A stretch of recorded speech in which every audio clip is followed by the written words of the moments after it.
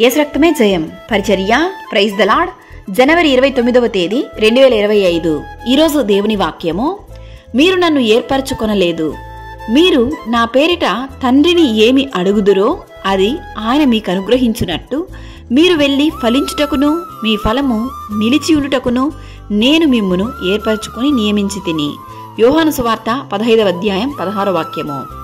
అవును క్రీస్తునందు ప్రియులారా, నా యందు మీరును మీ యందు నా మాటలను నిలిచిండిన ఎడల మీకేది ఇష్టమో అడుగుడి, అది మీకు అనుగ్రహింపబడును అని దేవుని వాక్యం సెలవిస్తుంది.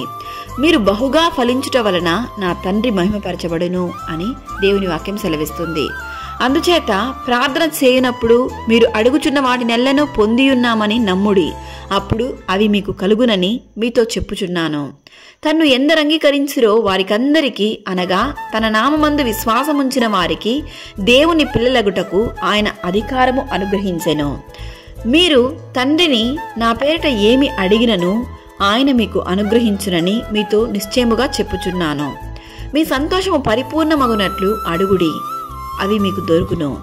ఈరోజు వాక్యం వింటున్న ప్రియ సహోదరి సహోదరులారా, మీ దుఃఖాన్ని సంతోషంగా మార్చే దేవుడు మీకు తోడు నీడగా ఉండగా మీరు దేనిని బట్టి దిగులు చెందకండి, భయపడకండి. మీరున్న స్థితిని మార్చి మిమ్మల్ని ఎంతో ఆశీర్వాదంగా సంతోషంగా దేవుడు అతి త్వరలో మార్చబోతున్నాడు. మీ జీవితంలో ఉన్నటువంటి చీకటి శక్తులన్నిటి నుండి మిమ్మల్ని విడిపించి గొప్ప వెలుగుని మీ జీవితంలో దేవుడు అనుగ్రహించునుగాక. సకల ఘనత మహిమ ప్రభావములు యేసయ్యకు మాత్రమే కలుగునుగాక. ఆమేన్. God bless you.